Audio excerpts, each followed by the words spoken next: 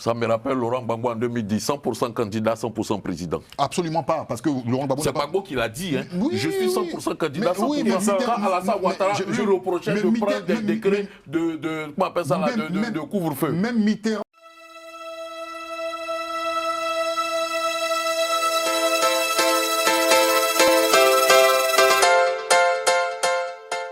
La tension politique atteint un nouveau sommet en Côte d'Ivoire. Alors que le pays s'approche d'une élection présidentielle décisive, l'opposition semble plus divisée que jamais. Désaccords stratégiques, rivalités internes, trahisons silencieuses. Pendant que le front anti-Ouattara s'effrite, le pouvoir, lui, se renforce et instrumentalise le Conseil de sécurité. En face, même Mitterrand, voilà, même Parlons Mitterrand. de la Côte d'Ivoire. Oui, non, mais c'est important parce que même Mitterrand en face de Chirac, parce qu'on dira qu'en fait, en termes de démocratie, il faut que l'invité parle. Même Mitterrand en face de Chirac a dit d'accord, c'est Monsieur le Président. Donc ça, on peut. Mais là, aujourd'hui, de façon concrète, il y a un Conseil national de sécurité qui est au-dessus, d'accord, de l'instance du ministère de la Défense. C'est-à-dire, c'est dans une situation d'accord de gravité. Il y a un candidat qui nous dit ici, la situation est telle qu'aujourd'hui, certaines personnes ne peuvent même pas s'exprimer. Un président candidat. Oui, un président candidat, mais ne peuvent même pas s'exprimer. Je ne parle même pas de recours, ne peuvent même pas s'exprimer, comme Monsieur le Président le disait tout à l'heure, sur la décision du Conseil constitutionnel.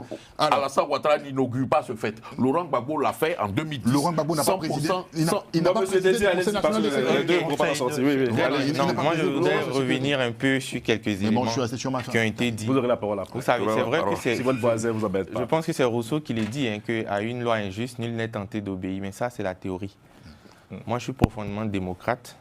Jusqu'à preuve du contraire, notre dispositif juridique et institutionnel ne retire pas ses pouvoirs au président, fût-il candidat à sa réélection. Donc, sauf que dans notre pays, le problème, c'est que tant que ça nous arrange, on ne s'indigne pas de ce qui est injuste, jusqu'à ce qu'on ne puisse plus manger à la table des rois.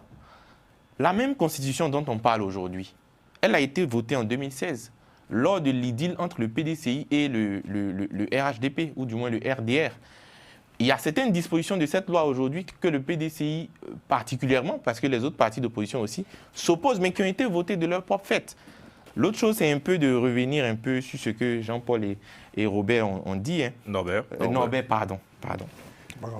Je vais rassurer, mettre à l'aise Jean-Paul. Tous les Français ne sont pas Robert. Selon le ministère de l'Intérieur, en tout cas, aujourd'hui en Côte d'Ivoire, en termes de militants encartés pour tous les partis réunis, ça ne dépasse pas 750 000 personnes. Ça, je vous le dis. C'est les chiffres officiels du ministère de l'Intérieur. Alors que sur une liste électorale, on a 8 millions de personnes. Donc ça veut dire qu'en termes même d'éducation politique des militants, parce qu'il ne s'agit pas juste d'être sympathisant, il faut venir prendre sa carte, s'inscrire, participer aux activités du parti, et ainsi de suite. On ne dépasse même pas le 1/8 du corps électoral. Donc il y a un vrai sujet à ce niveau-là. Finalement, et c'est là que je vais m'arrêter, on dit que des candidats qui ont été choisis décident d'aller pour légitimer l'élection de Alassane, ainsi de suite. Excusez-moi de vous le dire, je vais le dire sur votre plateau, comme je le dis ailleurs. Le RHDP n'a que faire de la prétendue légitimité que les gens veulent leur accorder. En 2020, il y a eu le président Bédié qui était retenu candidat, Afi Unguessan qui était retenu candidat, qui ont dit que les conditions d'élection, comme en 2025, ne sont pas réunies. La CEI est caporalisée et tout ce qu'on veut. Donc on n'y va pas pour ne pas légitimer. Nous sommes 5 ans après. Le RHDP a gouverné. Il a même pris des actes dont ont bénéficié tous ces acteurs dont on est en train de parler. Donc à la fin de la journée, on est en train de s'imaginer un scénario dans lequel on dit non, on ne veut pas partir, sinon ça va les légitimer, ainsi de suite, ainsi de suite. J'aimerais aussi rebondir sur ce que vous avez dit tout à l'heure concernant ce communiqué-là. Oui, parce qu'aujourd'hui, peut-être on n'a pas les différents communiqués des candidats qui ont été retenus. Ça, je suis totalement d'accord. Peut-être ça ne les touche pas directement. Mais demain, quand ce conseil constitutionnel-là, il va dire que les candidats n'ont pas gagné et que cette mesure-là va s'appliquer à eux. Parce qu'on dit que les décisions du conseil constitutionnel sont celui d'aucun recours. Personne ne peut manifester, personne ne peut sortir. J'aimerais savoir comment cette opposition qui va aller à l'élection va faire pour dire on n'est pas d'accord, on a gagné. Parce que vous dites que oui, parce que là, en fait, ce que ils essaient de dire, c'est qu'on doit aller à l'élection, on doit piéger le RHDP, on doit prendre le RHDP à son piège. D'accord, on va à l'élection, mais finalement, si le Conseil constitutionnel dit que Ouattara a gagné et que vous estimez qu'il n'a pas gagné, qu'est-ce que vous allez faire? Merci Jean-Yves. Réponse de monsieur notre invité. Or, écoutez, dans ce pays-là, en 2010, il y a eu une décision du Conseil constitutionnel qui a été retournée par divers moyens. Ce n'est pas forcément ces mêmes moyens-là que nous allons utiliser, si c'est le cas. Et je pense que la lucidité aussi va habiter le RHDP, dans le sens où, écoutez, le contexte, que ce soit géopolitique, régional ou mondial, il a carrément changé. D'accord? Il a carrément changé. Et aujourd'hui... Mais le RHDP reste le même. Hein? Peut-être, parce qu'il n'est pas aussi fort, de mon point de vue, qu'il y a 15 ans. Politiquement, je veux dire. Après, les autres aspects, ce ne sont pas des aspects que nous autres, on traite. Nous, on est profondément ancrés dans la démocratie. Ce que nous savons faire, c'est de prendre le pouvoir par les urnes. Bien. Voilà. Prendre le pouvoir, que ce soit par la rue ou par les insurrections militaires ou tout ce qu'on peut imaginer, ça ne fait pas partie de notre schéma. Nous, on veut mobiliser le plus possible les Ivoiriens à croire qu'il y a une fenêtre d'éthique qu'il ne faut pas rater, à sortir massivement, en plus de croire, à sortir massivement pour voter, protéger leur vote et surtout le défendre au cas où. Voilà notre position. Bien. Tout à l'heure, vous avez dit que le RHDP n'en a rien à faire de cette légitimité-là. Vous pensez que si jamais vous dites que vous avez gagné, ou bien si jamais on dit vous estimez que vous avez gagné, le RHDP aura quelque chose à faire de ce que vous avez dit? Justement, autant ils n'auront rien à faire de cela, nous aussi on n'aura rien à faire du fait qu'ils veulent renverser les résultats. Comme ça s'est passé dans ce pays en 2000. Bien. Donc, Insa, qui bouillonne depuis, s'il vous plaît. Oui, donc dans ce cas-là, en fait, je comprends déjà en fait, le projet, si le RHDP reste dans sa constante de ne rien respecter, en fait, je comprends les opposants qui vont compétir souhaitent faire un remake de 2010. Moi, je vous avais dit dès le départ déjà en off que 2025 n'est pas 2010. Il y a beaucoup de choses qui changent. Par contre, suite à ce que je viens d'entendre, déjà dans un premier temps, on ne réagit pas. Si on veut véritablement compétir et prendre le pouvoir d'État, on ne réagit pas selon le mépris, d'accord, de certaines personnes qui sont écartées. Non, c'est pas ce que j'ai dit. Ça, c'est à titre personnel aussi, je le dis. Très bien. Voilà. Ensuite, il y a un autre point qui est très important, c'est qu'on est tous unanimes sur quelque chose. Ici, nous, en tant que participants, on est convaincus que le RHDP ne jouera pas franc jeu. Maintenant, le fait que les citoyens sortent parce qu'une victoire potentiel d'un des compétiteurs a été volé, est-ce que le fait que aujourd'hui un citoyen qui se dit je suis censé aller voter, cette liste-là, d'accord, elle ne reflète réellement rien, elle n'est pas transparente, l'article 6 du code électoral n'est pas appliqué, est-ce que pour moi il n'est pas légitime de dire que non, j'ai une méfiance vis-à-vis de cette liste? Le fait de dire cela, est-ce que cela est illégal devant la loi? C'est une question que je me pose. Est-ce que je dois forcément aller compétir coûte que coûte et maintenant par la suite justifier le fait que je dise que les institutions qui sont en place sont illégales? Parce que vous agissez sur le timing. Au lieu d'agir en amont, vous préférez agir en aval. Je sais que je vais perdre, je vais mettre... Non, mais quand on dit je sais que je vais perdre, ça sert-il de quoi? Parce que ce qui est bien, M. Dédi, il a dit quelque chose qui est... Moi, j'aime bien votre rhétorique. Le RDR n'a pas changé. Le RHDP, du moins, n'a pas changé. Et le RHDP n'a rien à foutre de tous les compétiteurs qui sont là. Ils y vont. Vous avez donné l'exemple de 2020. Ils sont allés avec AKB. Ils n'ont pas regardé tout ce qui a été dit autour. Donc, moi, au lieu de faire le remake de 2010, j'aurais préféré que les gens agissent en amont. Liste électorale qui est truffée d'irrégularités. Tout le monde est unanime. Parrainage.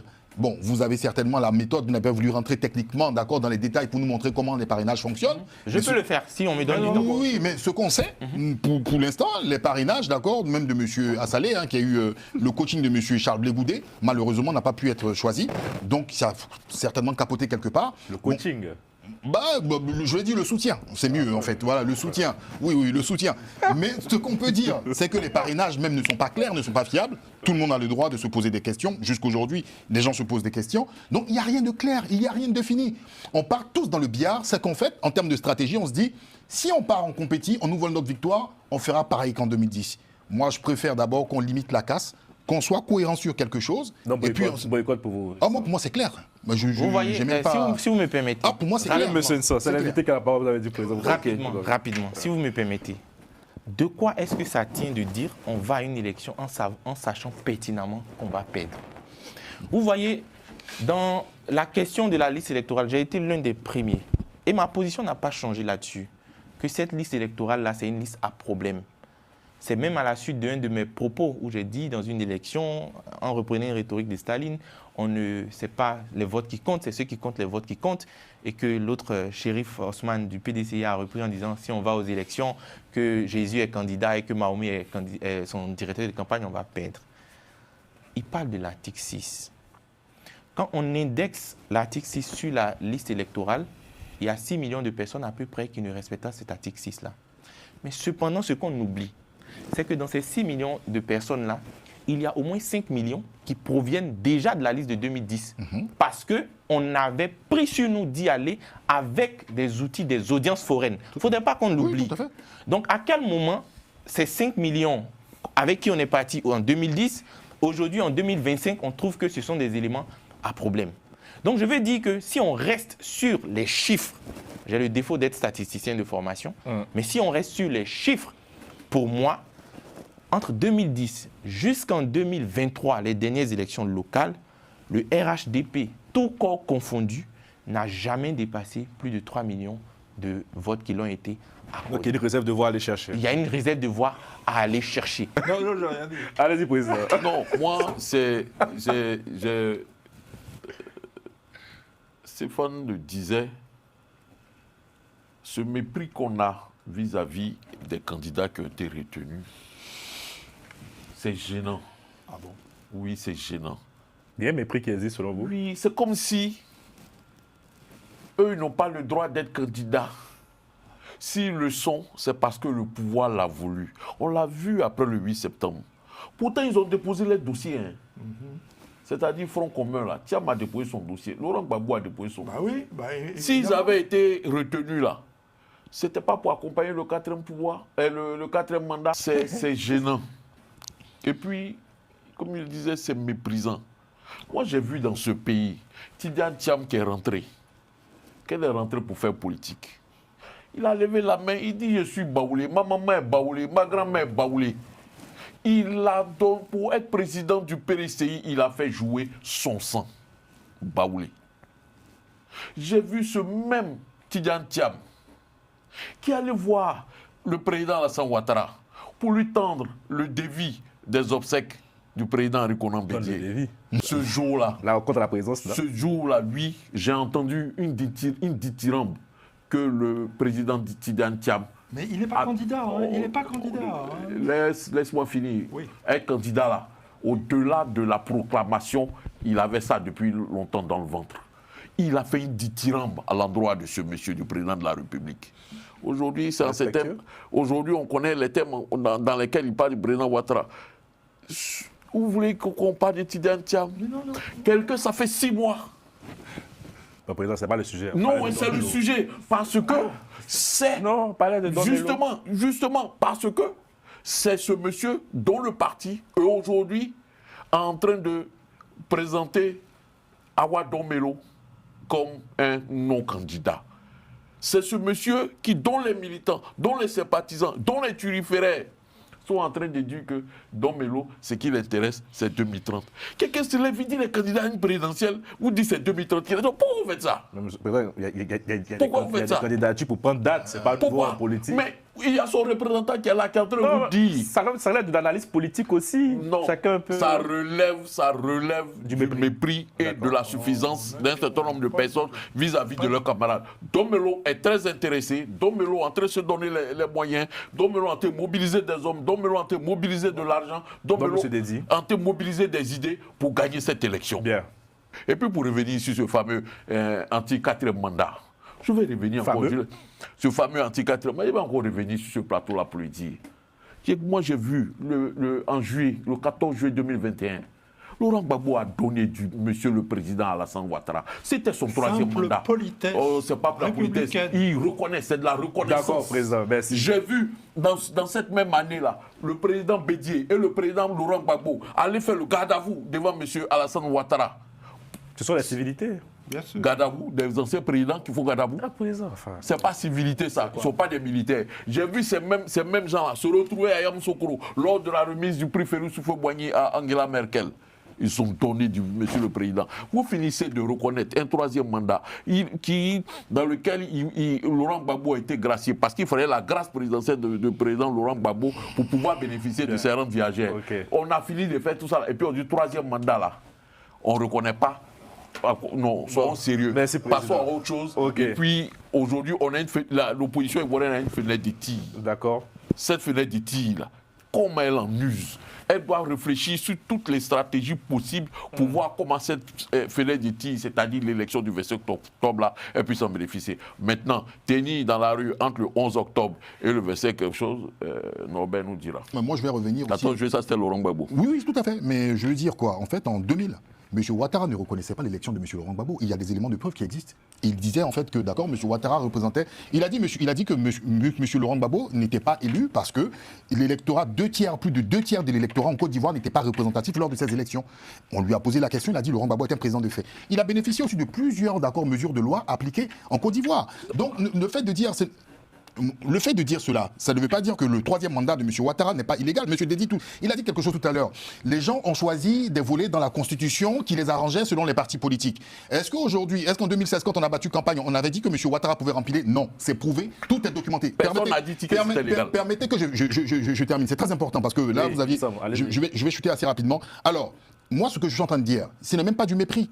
Parce que les conditions, d'accord, de certains compétiteurs semblent suspicieuses. Tout à l'heure, M. Dédi avait dit qu'il avait l'assurance de prouver que les parrainages étaient réels. J'espère que dans une prochaine émission, il viendra nous le démontrer mathématiquement parce qu'il est statisticien. Pour l'instant, on est dans le flou. Madame Lagou, qui obtient ses parrainages vis-à-vis de M. Assalé. Non, c'est moi qui dis. Je ne peux pas laisser. Permettez que je finisse. Je ne peux pas laisser ça. Vous avez les preuves de ce que... Je ne peux pas laisser ça. Ce n'est pas un mépris vis-à-vis. C'est au nom de quoi Ahmed Lagou pour Ce n'est pas un mépris. C'est au nom de quoi? Je ne peux pas Monsieur le Président, s'il vous plaît. Madame Lagou, mais je ne suis pas en train de mettre en doute, d'accord, la bonne foi de Madame Lagou. Je ne mettrai pas en doute. Vous mettez en doute sa capacité à pouvoir récolter des parrainages. Je ne mettrai pas en doute. Je vais vous couper la parole. Non, je ne mettrai pas en doute aussi par rapport à la bonne foi de M. Assalé. Mais techniquement, on ne nous le prouve pas. Sur la base de quoi?